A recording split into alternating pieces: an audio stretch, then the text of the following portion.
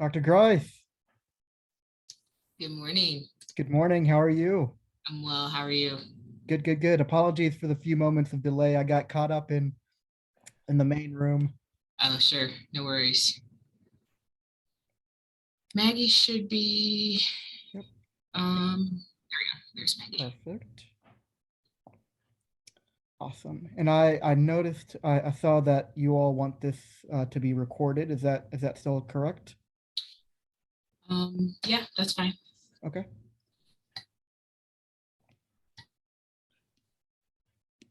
Then I can go ahead and make you all co-hosts in case there's other things that you all want to do. Hi, Maggie. Yeah, do you want to go ahead and pause the recording though until we're ready to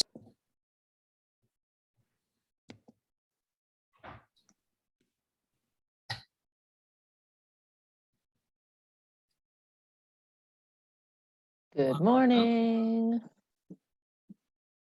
Good morning. Welcome, welcome. Let's see.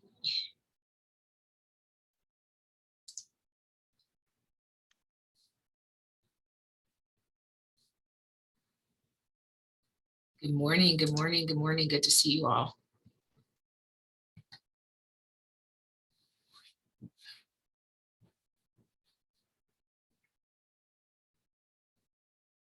We'll give folks a few moments to make decisions if they're going to join our session before we start. So feel free to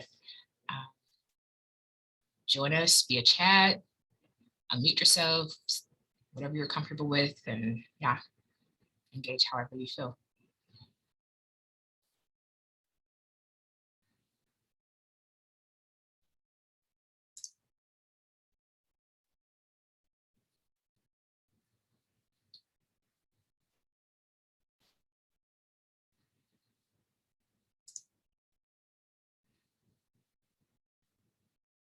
Good morning, good morning.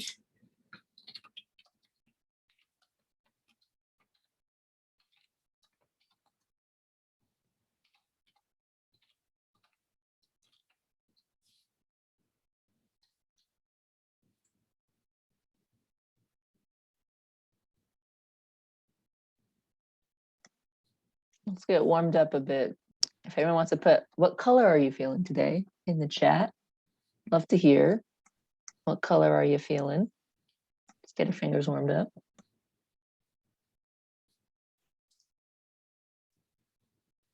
You're always so good with icebreakers, Maggie.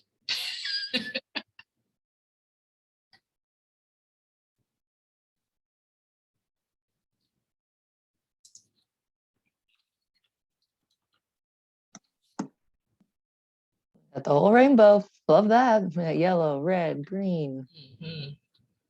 Yellow after a dreary week. Lots of yellows, orange, light like that blue. Light blue. Nice. Purple. Okay.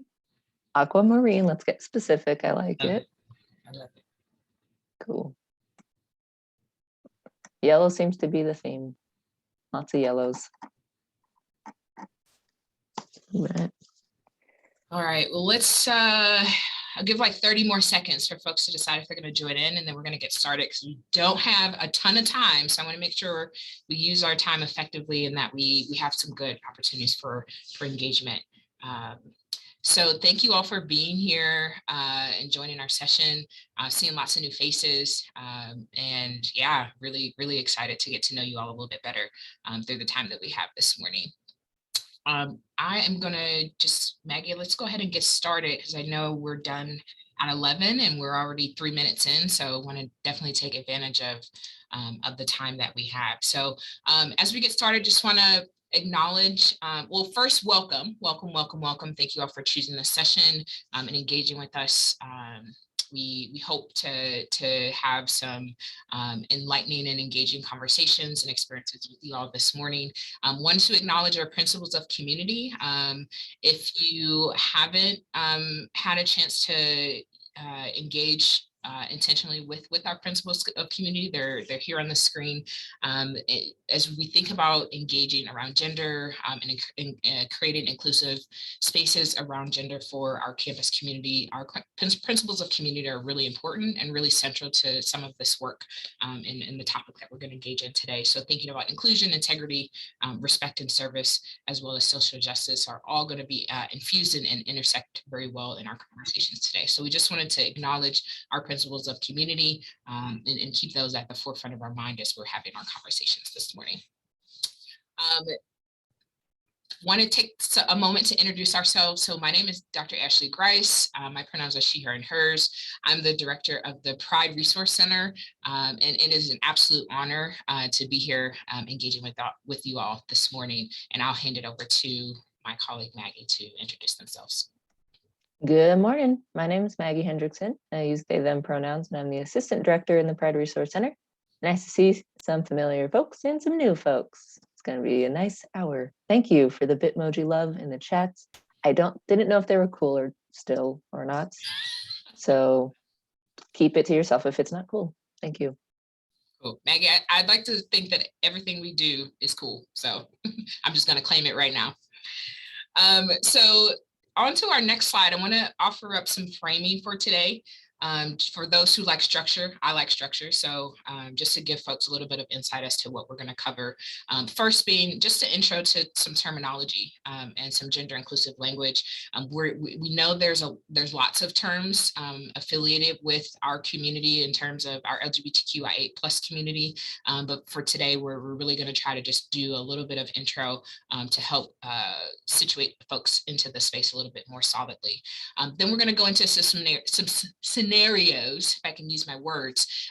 Scenarios, oftentimes when we get into these spaces, we get into the like, what can we do now? What are the answers now? How do we just get to the immediate why? And before we get there, we want to give you all a chance to just engage actively as a group in a community. And then we'll provide some strategies for creating gender inclusive workplaces and offer up some campus resources and initiatives.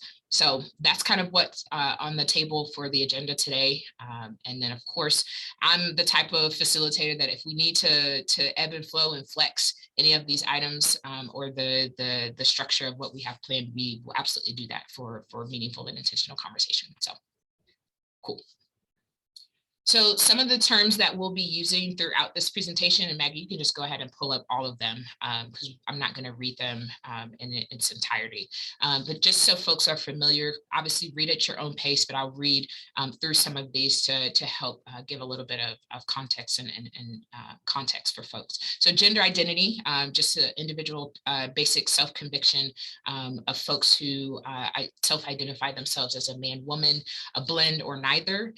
Sex assigned at birth is often closely connected to gender identity. And so, Maggie, if you want to go, yeah, there we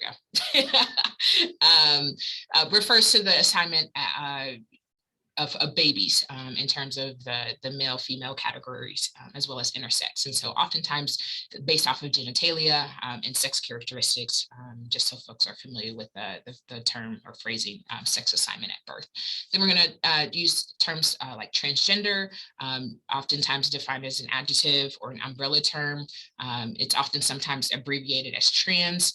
So transgender is often used to describe folks who hold a wide range of identities, of experiences that are not always or oftentimes different than expression or how folks identify their assigned sex at birth.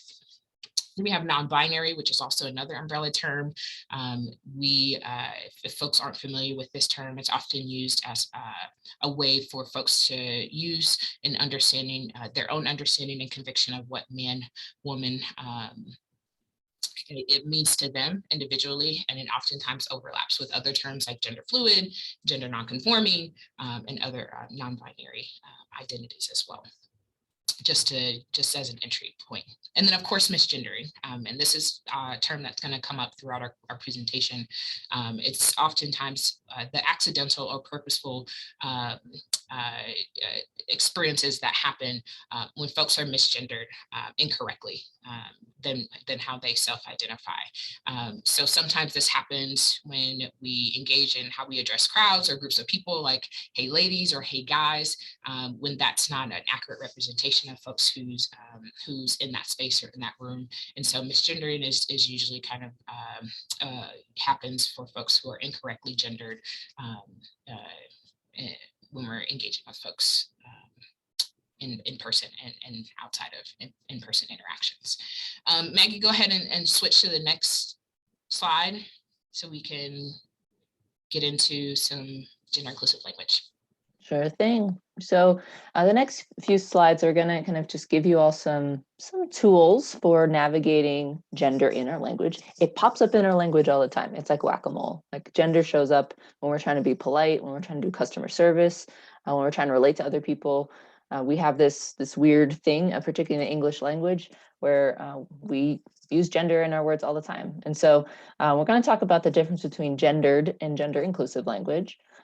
Oftentimes what we know is that when we're speaking to folks, when someone enters the room, we make a quick assumption about their gender based on things like their appearance, their voice, their name, etc. I know that my name, Maggie, my voice, my face shape might read to folks in the room as feminine, but my pronouns are they, them. I identify as non-binary. So that's why I'm like sharing my pronouns here and up here and telling it to you all, because sometimes the way that we perceive others is not how they perceive themselves. And so when we make assumptions, it often is reflected in our language by saying things like, thank you, sir, etc. So even if our assumptions are correct about the gender of another person, it still is replicating this message that you have to look or act or sound a certain way to perform the gender that you are, right? It kind of puts everybody in these boxes, and we're not about boxes. We're not about the binaries in the LGBTQ community, but this is something that is helpful for trans and non-binary folks, but is also helpful for everybody because it kind of relinquishes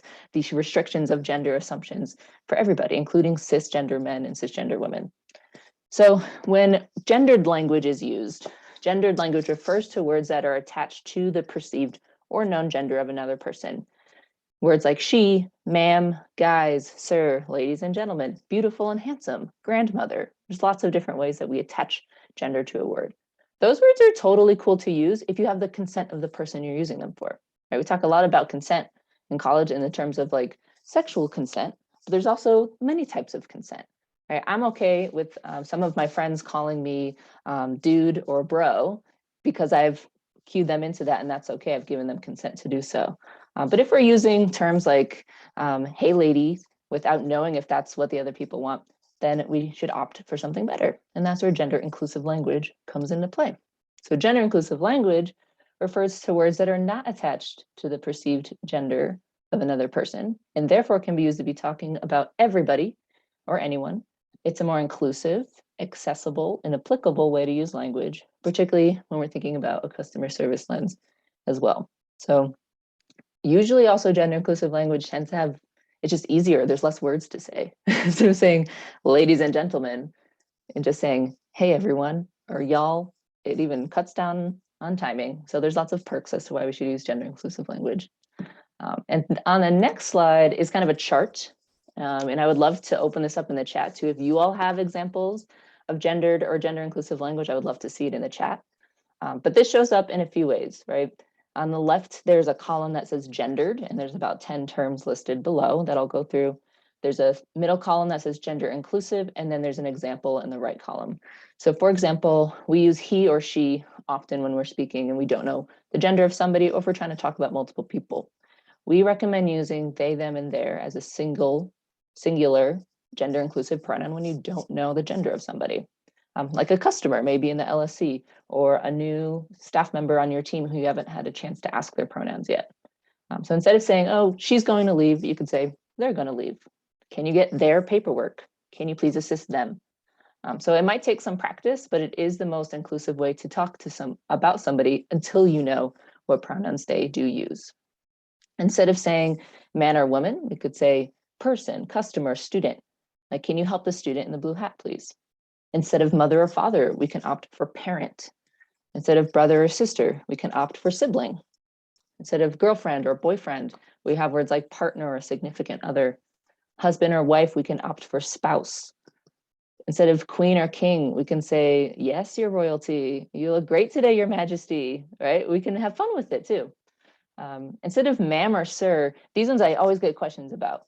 What's the most polite way to refer to someone like myself who's non-binary if we don't want to gender using ma'am or sir? My recommendation is to just remove those terms, right? They often come from a wanting to be polite and like honoring somebody. For me, it feels way more respectful and honor to just say my first name, right? To use the name I'm giving you rather than gendering me in a way that's not respectful. So that's one of those things of thinking about, are we treating folks how we want to be treated or treating them how they want to be treated, right? We're going to opt for how they want to be treated. And so ma'am and sir and politeness is really attached to things like white supremacy, classism. There's lots of ways that our need to be polite and attaching gender to that is rooted in some icky things. And so I encourage us to opt into finding other ways that we can be just as respectful to others, like saying, instead of yes, ma'am, saying yes, of course, right? To me, that sounds just as respectful. And that can be hard to do depending culturally how we're brought up. But it's just another thing we get to practice. And then instead of saying words like guys, ladies and gentlemen, saying guests, y'all, everyone, folks, good morning, distinguished guests, there's lots of ways we can opt for other words. So what I'm saying here is not to remove gendered language from our vocabulary altogether. It's just using it with consent and making sure we're using it in the most applicable way. Anyone got any other examples in the chat of gender inclusive language that they like to opt for, or any questions about any of these? Got a question, what is a better gender inclusive language for Mr. or Mrs.? Good question. There is kind of an additional option, mix, MX, is used by some folks who are non-binary. And not everyone uses that. So I think you could just say, instead of like, if I'm writing a letter, instead of saying Mr. Smith, I might say to whom it may concern, or hello from Pride. Like I might just opt totally if I'm not sure what they use, but you can also ask folks what they use as well. But it did make me a little bubbly inside. A student wrote me a letter that said Mix Hendrickson, and I was like, oh, heck yeah, thank you. You did your research. You saw that I used they, them, like you tried your best. It was kind of nice. So we can affirm people in our language as well. Cool. All right. Great. I think the best advice is just try to actually talk about what you're talking about, right? If you're saying, if you want to talk about people who can get pregnant, say people who can get pregnant, right? Not all women can get pregnant, and not all people who get pregnant are women. So just say those who can get pregnant. Like there's ways we can change our language to just talk more accurately about who we mean. So that's my recommendation for y'all. Okay. So pronouns fit into this whole conversation, right? A pronoun is a word that we use in the place of nouns. They are both very simple. We learned them in about third grade in the United States. But they're also very deeply meaningful because, again, they're attached to how others perceive our gender and how we perceive our own gender. So they're linguistic tools that we use when we're writing, when we're speaking, and like just like any other tool, tools can be used to break things or they can build things, right? It can be to break connections or build connections. And so people use different pronouns depending on how they understand their own gender and their identity and expressions. And they're just as personal and should be respected just as names are respected. And so there's some examples on the screen, like she, her, and hers, they, them, and theirs, he, him, and his, and ze, zer, zers. There's multiple types of pronouns that exist in English and in different languages that reflect the full expansiveness of what gender can look like. And so these are just a few examples, but the examples that we see most often here at CSU. And so to talk a bit more about pronouns, we're going to share a video. In case you did not know, CSU has a new official pronoun statement and a whole website of resources, which I will put the link to that in the chat. But it's basically taking a firm, both like stance that people should be able to share their pronouns at CSU and have those respected by others around them. And so we're going to watch this video to learn about that statement and some advice from folks on campus about how to navigate sharing pronouns and respecting pronouns. So if there's any issues with the audio, let me know. It's about 5 minutes and there should be subtitles on this.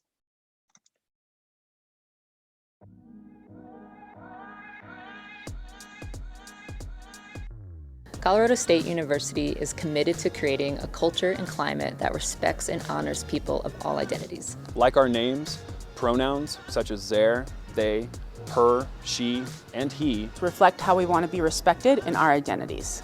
This is especially important for those who are transgender, non-binary, and gender nonconforming. We often ascribe pronouns to individuals that they may or may not use. Assuming identities based on observation or stereotype can result in unintended harm. By using the wrong pronouns, misgendering, or potentially outing someone. Referring to someone by the pronouns that they use is one way to demonstrate respect for them as a person. Respect is included in our principles of community. As such, we support and encourage those who choose to share their pronouns in professional and academic spaces, including wherever names are provided, such as meeting and classroom introductions, name badges, email signatures, and course syllabi. By creating space for people who choose to share their pronouns, we foster an inclusive culture that is welcoming for all.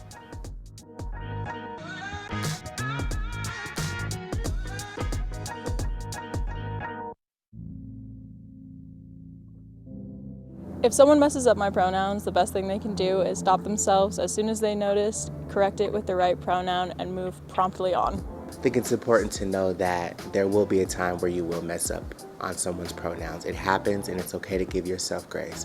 I think the less that we make it a big deal, the sooner we'll move to a point where it is part of our culture. The more that all folks choose to introduce themselves with pronouns or share their pronouns, it normalizes it so that folks like myself who are transgender or non-binary feel less isolated or outcast when they choose to share. So I'm sharing a piece of myself with you, and hopefully you're able to share a piece of yourself with me, so that as we are moving through our conversation or what have you, we're linked in some way, shape, or form. It's absolutely an act of allyship, and it's a way for me to create inclusive spaces for others.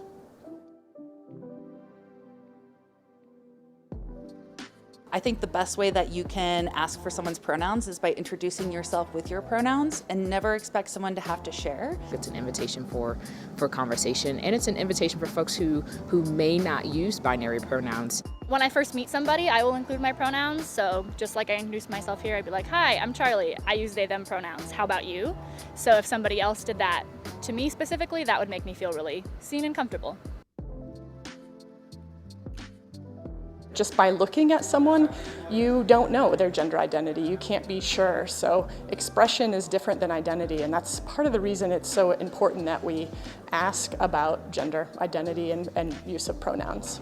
I can perceive someone's identity. I don't truly know their identity until they've shared it with me. I always think about, with my name being Tanara, I remember years ago, people would meet me and they would say, oh, Tanara, that's kind of a hard name. Can I just call you T? And it's like, no, that's not my name. My name is Tanara. And so I feel the exact same way about pronouns. It's like, that's a respect thing for me. Respect me how I respect you. It's really great to respect what people want to be called. I'm a firm believer that anybody should be called what they want to be called. It is a form of respect to that individual to do that for them. The places that I can think of that it matters to use pronouns are literally everywhere on campus, in every classroom, in every meeting, in every space, at every table, in every part of this school, the oval, it doesn't matter. You should use and respect pronouns that are given and shared to you. It matters the most when I'm not in the room, because that's really what you think of me when I'm not in the room. It's not about shaming. We're human, and I think it's a way for us to acknowledge each other's humanity as we're continuing to learn and grow and evolve around language. If I hear someone misgendering or misnaming someone, I do a gentle correction. Oh, I think that person might use they, them pronouns. And maybe later you can have that individual conversation with them to say, hey, I noticed that you did this thing, and let's have a conversation about the impact that may have made. And inherently through our society, we are consistently being given messages about how gender should be performed within a binary system. And the reality is that that's not how it plays out for folks, right? It's important for us to interrupt some of these things because of the continuous messages that we are just constantly getting about gender and performance of identity. So show up, ask questions, Always ask the person who's being referred to, and don't be afraid to be a staunch ally and supporter and help correct people.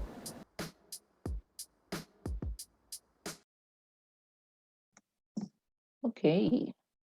There's a lot of good stuff in there, and I think lots of lessons to take and apply to other types of language and not just pronouns, right? Similar pronoun. We need to situate pronouns within gender inclusive language to think about how we can also be sharing and asking for consent and correcting folks in just the same ways we do with pronouns as other words like lady, ma'am, things like that.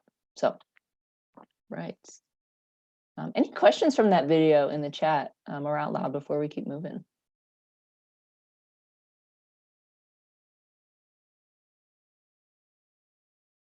Cool. Feel free anytime to ask. Okay. No. Don't need to watch it again. Okay. Well, no, we're good. No, we're gonna do it again. Jeez. Okay. My mouse is having a time. What we're gonna do now is go into some scenarios, let y'all talk to some other folks for a little bit. We have 4 of them and we have 4 groups. So pay attention to what number of breakout room we're putting you in. So if you're in breakout group 1, you'll be doing scenario number 1.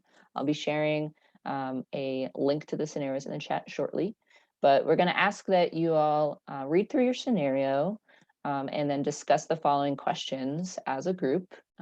First is just what feelings or reaction come up for you initially. We know that some of you in the room might have experienced very similar things to these scenarios, regardless of what person in the scenario it might be. So just processing of like, oh, I would feel really anxious, or I'd feel really angry, or just think about the emotion, because that'll be real when you're in the moment for these situations as well.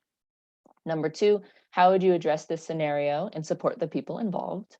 Number 3, how does identity or power dynamics impact the situation in the ways that you might respond? By that, I mean, how does your identity as either maybe being a trans or queer person or not being a trans or queer person maybe impact the situation? How might race differences show up in this situation? If it's your supervisor and a supervisee, that's a power dynamic to think about as well. So we want to consider identity and power as we're talking about these situations. And then the 4th one is, what resources can you use, whether it's in your department, in the LSC, or outside on campus? So those are the 4 questions that we're going to offer to y'all. Let me just put those in the chat for you before we open these rooms. The game plan is to have you all discuss these in groups and then come back and we're going to discuss them as a full group. So if you can pick one person to kind of present what's the group shared, that would be very helpful. The link in the chat right now is a one to all of the scenarios. If you happen to fly through your scenario, you're welcome to move on to another number if you'd like to. And then the discussion questions are in the chat as well. Okay. Any questions before we get in there? Cool. It's a great time to also introduce yourself and practice sharing your own pronouns in your small groups. So we're going to open the rooms for you now.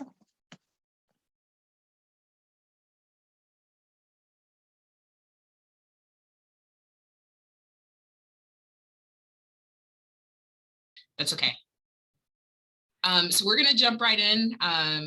It looks like if 2 groups ended up doing scenario 1, that's totally okay. We'll just have folks kind of report out from both groups, just what the conversation was. So the scenario 1, I'll just read it out loud, and then I'll look to the groups that did scenario 1 to help us process through some of the questions below.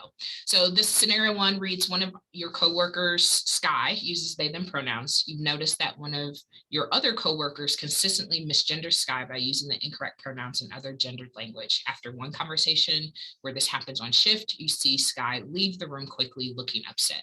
So if the first group wants to jump in and let us know what your conversation entailed in terms of how you might answer the questions below.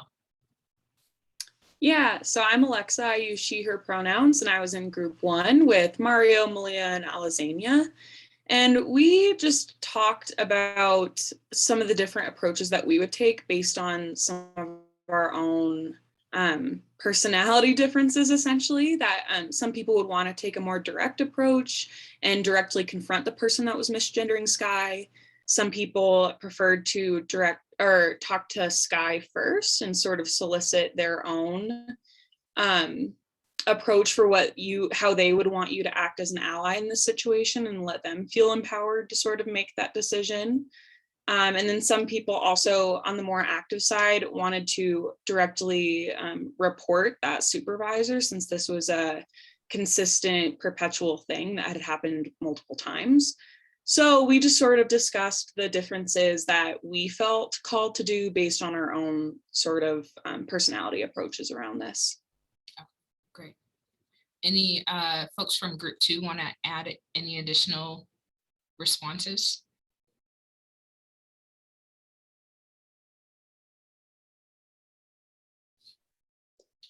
Yeah, I think that similar to the other group, we all had different approaches, but we all like agreed that to confront the person, like if we're comfortable that was misgendering Sky, to offer support to Sky, and find resources.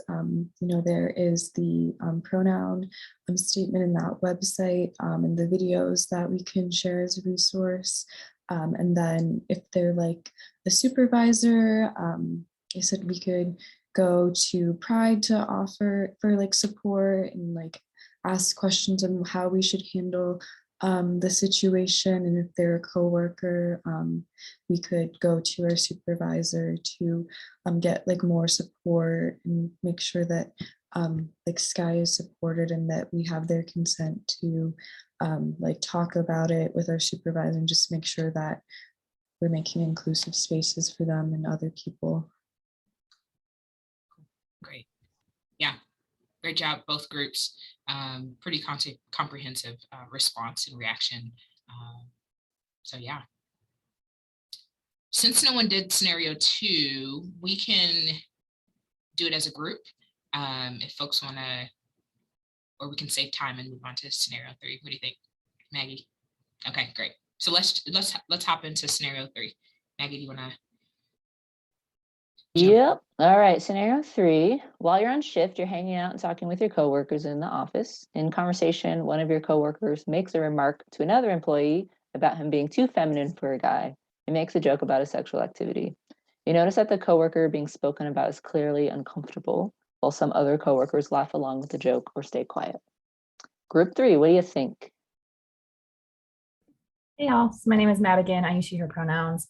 And I was in a group with Jack, Esther, and Tenzing. And we talked about doing some in the moment interruption, kind of depending on how you're most comfortable with addressing it, saying something direct like, that's not nice, that's not cool. Or maybe asking a follow-up question like, what do you mean by that? Why would you say that? Or, what about being feminine makes you uncomfortable?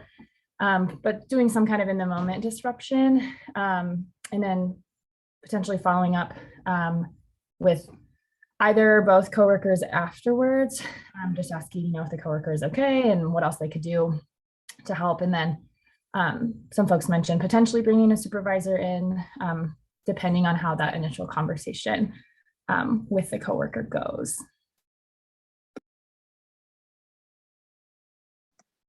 Yeah, totally. Right.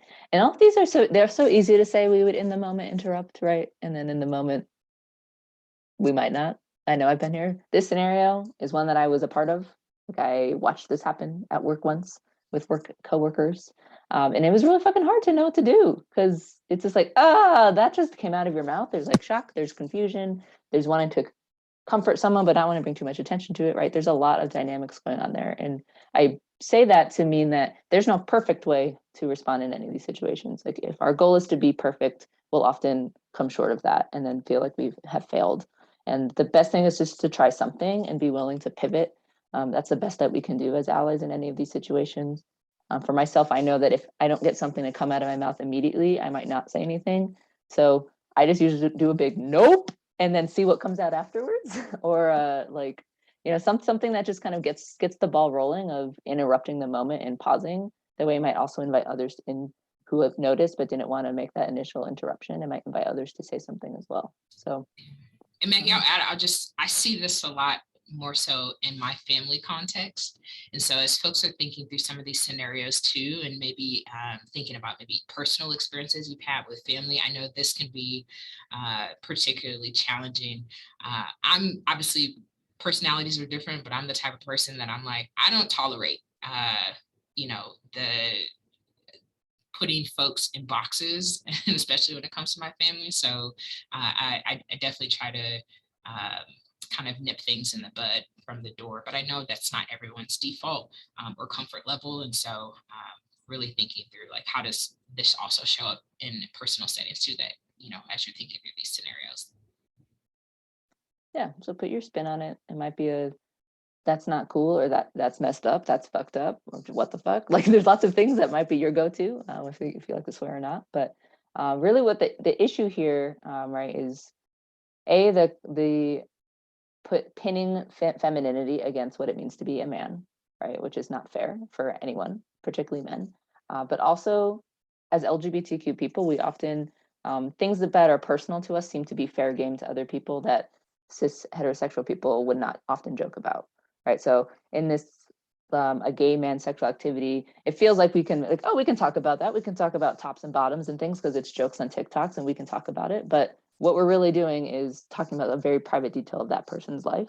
And we don't know what's going on with that person. And just because they're gay doesn't mean we have permission to talk about it. Right. So I do want to also bring that into this scenario as well. All right. So we'll go into scenario 4, the last one. During a large group gathering, 2 of your supervisors are facilitating an activity. They announce that in order to split up into groups, they want everyone to pair off boy, girl, boy, girl. Not everyone in the room identifies as a boy or a girl. Group 4, what'd you come up with?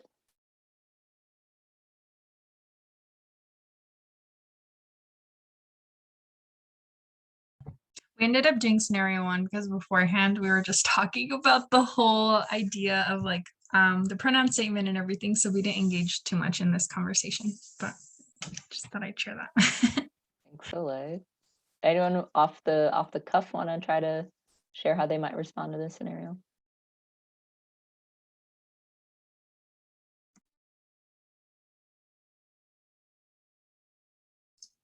Soleil, are you speaking? Because if so, you're muted. Bro, I am muted. My bad, y'all. Okay, so after like having lots of conversations like in work or just in general about this, it is really hard, right? Because you're putting yourself out there in front of a group, in front of your supervisor that's like in the middle of activity, right? To say like, this is like hella gendered and like, why is it that we have to separate between males and females? So what I would do, I would just be like, hey, I don't think not everyone here identifies as a boy or girl, right? Or male or female. Maybe just splitting off people into 4 groups or like 2-3 people groups kind of thing. And then just afterwards having a conversation with the supervisor, depending on like the extent of what you feel. But I think the best way to do it is just being like, hey, like, I don't know. I don't think people are comfortable doing that. Let's just do like, suggest something in the moment kind of thing. Yeah, we love alternative suggestions. Just being like, let's actually pair up by folks with the closest birthday to each other or something, right? And just let it go as like you're facilitating, and then the people in the room will get it. Some people might question, why did we change that? And then think about it. But it's a good opportunity to not fully interrupt the full dynamics, but redirect, right? There's lots of ways to be an ally. Redirecting might be one, interrupting might be another, supporting might be another. There's lots of different roles that we can play. Yeah, and the other thing to think about too is like, how can we turn this into a question and maybe flip the onus back on the person making creating the context of boy-girl dynamics, and asking like, hey, is there another way that we can pair off this group and offer up, force that individual to think of different alternatives, and maybe even think about what it is that they themselves are doing in that moment. And so as we're thinking about being in these situations too, I know sometimes we might want to look to see if other folks are uncomfortable, or like, oh, I think that might make people uncomfortable, right? We can also situate ourselves in that, like as an ally, you can totally be like, even if you're not non-binary, to say, it actually makes me uncomfortable to split up in that way because of the way it talks about binary, gender in a binary. Like you can say that, right? Like there's no, you can say that instead of saying, I think it might make other people uncomfortable. You can say, I'm uncomfortable by this decision because it's not inclusive to everybody. So I think situating yourself in it as well is something you can do. So y'all did great. Those are good responses. And as we know, just try something. And if it doesn't seem to work and get the result you want, try something else. And work together with other people too, as you can on a team. Okay.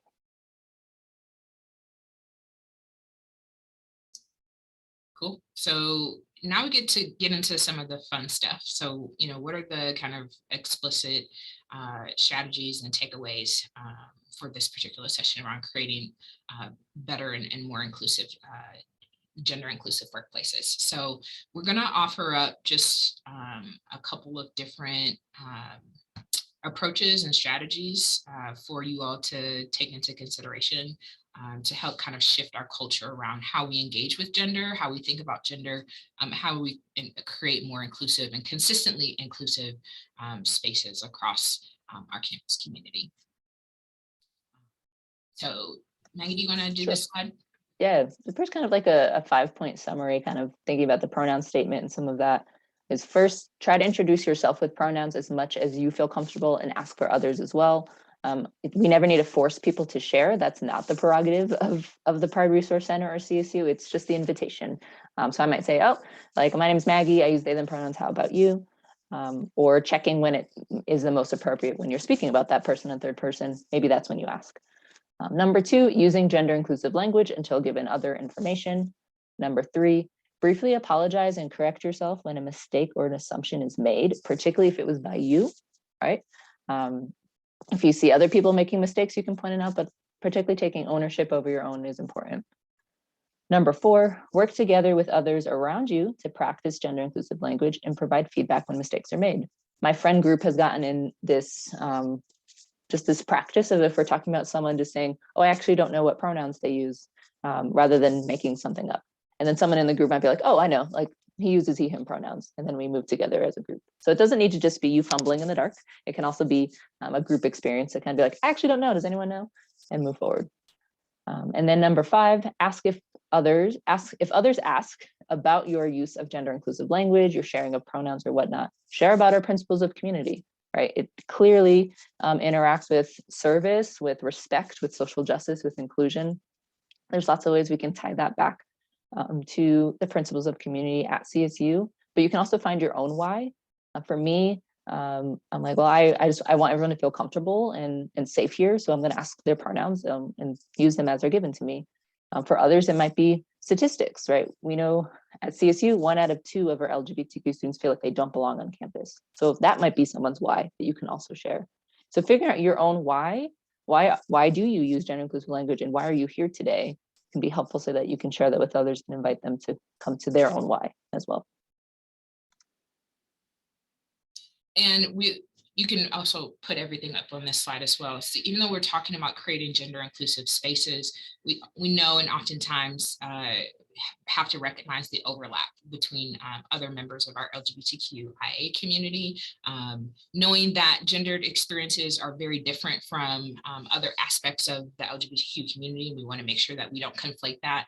And it's also helpful to think about other ways to be inclusive for our entire LGBTQIA plus community. So I just wanted to acknowledge that we don't want to lump gendered experiences into other ways in which our LGBT plus community experiences campus. So here's just a list of things to also think about as we're working and striving to create shift our culture and create a more inclusive campus community for our entire broad LGBTQI community. So, and this is also very applicable to folks who are part of our trans and non-binary community as well. It's like when we create a broader inclusive space, it impacts everyone. So when we think about setting clear values and expectations, that's where we can kind of set up greater success towards inclusion and equity. And so when we're very explicit about what we do, it takes away kind of some of those assumptions that could be made around, hey, do I belong here or not, right? And so the next one is, creating processes where folks can give feedback, right? That's accessible, but also productive. And so if we're making it harder for folks to come forward to say, hey, this space wasn't very inclusive for me, or I didn't feel like I belonged here, we're kind of, perpetuating the sense or notion that maybe folks don't belong here, and that can, in fact, impact the way folks feel like they can thrive and belong in certain spaces. Acknowledge when assumptions are being made, especially if it's by you. So an example here can be, it's like, hey, you notice someone was being misgendered, taking the opportunity to say, hey, I know, if you notice it was happening to someone else, like, hey, I noticed that probably was hard. Is there something that I could do to check in? Is there something that I could do in the future to follow up to prevent that experience from happening? Intentionally integrate LGBTQIA perspectives in content and decision making. So as you're thinking about your work, as you're thinking about marketing, as you're thinking about programs, who's helping to make those decisions, and are you being thoughtful about the potential impact? So by intentionally integrating those folks, that can help minimize some of those impacts and create more inclusive opportunities and spaces. Asking questions is huge. It opens the door for folks to be accountable. And it also opens the door for folks to process and say, hey, am I really being thoughtful about who this particular policy or event is for? Who are we trying to attract? And how might this impact folks who are part of our LGBTQIA+ community? How might this impact our trans and non-binary folks? So asking questions is really big in creating inclusive spaces. And then lastly, the honoring names and pronouns, as Maggie mentioned before, continuously offering opportunities for folks to, step into spaces at their own individual comfort levels and say, hey, this is me, this is who I am, and creating those opportunities to share. I think with that, the continuous opportunity is important because some folks might change pronouns, change names often. And if we only do it once at the beginning of a semester, we don't permit them to be able to share later on. So thinking about, okay, we're going to start every meeting with this, or I use whiteboard name tags with the class that I teach so that folks can change it whenever they want to, even if it's in the middle of a class, right? We want folks to have the flexibility and adaptability to be able to share when it feels the best for them. Yeah, absolutely. Thank you for that, Maggie. And then, yeah, a few additional points to take into consideration as you're processing and engaging in these spaces. Respect privacy. Being sure to ask questions again, in terms of asking the person, do you have consent? Maggie mentioned consent earlier. Getting consent from folks, and not just asking questions because you're curious, and making sure that it's specific to that direct work relationship, and not just because you're like, hey, I heard this or I heard a rumor. And so making sure that you're respecting folks' privacy and have individual consent before engaging in conversations. Respect agency, going back to that whole consent thing. So I shared that previously. Degendering unnecessarily gendered spaces or forms or manuals. So really asking yourselves, going back to that piece of asking yourself the question, do I really need to ask this question on this particular form? Is this really, does this align to the position expectations by identifying or asking someone to identify particular gender markers, et cetera? And so making sure that we're thinking about that when it comes to programs or bathrooms, et cetera. And so making sure that we're being thoughtful and intentional about how we are gendering spaces and really working to ask ourselves, is that really necessary? Creating inclusive dress codes is also a big thing. I don't know how many dress code policies we have, but being mindful about, is this a gender neutral option for folks, and making sure that that's something that you can offer and provide. Avoid heteronormative assumptions about folks' gender, of significant others, family members, parents, etc. Not everyone is in an opposite sex relationship or has an opposite sex parent dynamic, and so making sure that we're avoiding kind of those assumptions around those heteronormative assumptions. And then asking about personal information and names only when needed. it goes back to previously making sure that when we think about degendering spaces, when we degender forms, like that's personal information. So making sure that it's relevant.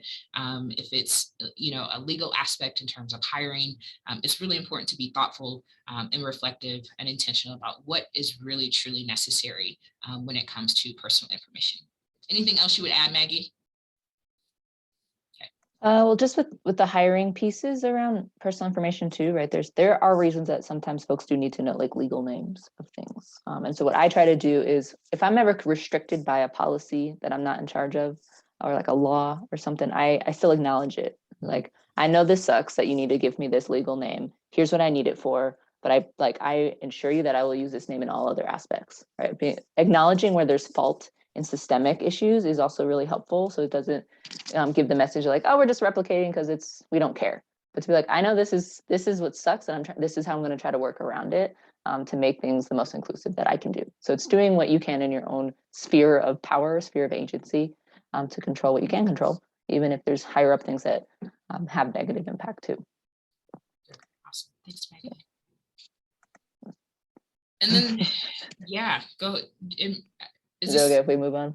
Yeah, let's move on. Yeah, let's move on. Okay. I know Real quick, we have 2 minutes. We just want to, for those who are not familiar with the Pride Center, just want to kind of share some resources. Our mission for the Pride Resource Center here at CSU, we're in the LSC. We are all about supporting the retention and thriving of our LGBTQ students at CSU. And we use the word thriving very intentionally, right? Thriving doesn't just mean I'm included, I've been hired, I'm in a class, right? Thriving means I got friends, I feel good in my mental health, I feel good in my body, I feel like I'm seen and heard and valued. So thriving is more holistic. And that's what we want to invite the rest of campus to also think about, is how can folks across a whole myriad of identities feel like they can thrive in your workplace and RAM events and Slice and facilities, wherever it might be. Folks deserve to be able to thrive there. And so we have 5 things that we focus on: community building, advocacy, resources, education, and student success. So there's lots of different ways you could get involved with Pride or refer students or your coworkers to us in Pride. We have things like, helping people just get involved. Like there's a queer rock climbing group, which is pretty dope. We have Pride Leadership Council. So if you wanted to help advocate for LGBTQ students on campus, we have positions for which you could do that. But also Ashley and I are great people just to if you're really frustrated, like my supervisor keeps misgendering me or this issue keeps coming up, we are happy to sit and talk through that and game plan and strategize with you as well. So we are, at the end of the day, a resource center, and we want to be a resource to everyone on campus. So I guess we'll stop there. Yeah. Yeah. And we're at our time, but we do have contact information. We want you all to connect with us. I'm happy to hang out for a few minutes. I know the session ends and I know there's other sessions the rest of the day, but our contact information is available and accessible. Reach out to us if there are questions that you all have or experiences that you need support navigating throughout the rest of your time here at the institution. So thank you all for being here and engaging with us around these topics.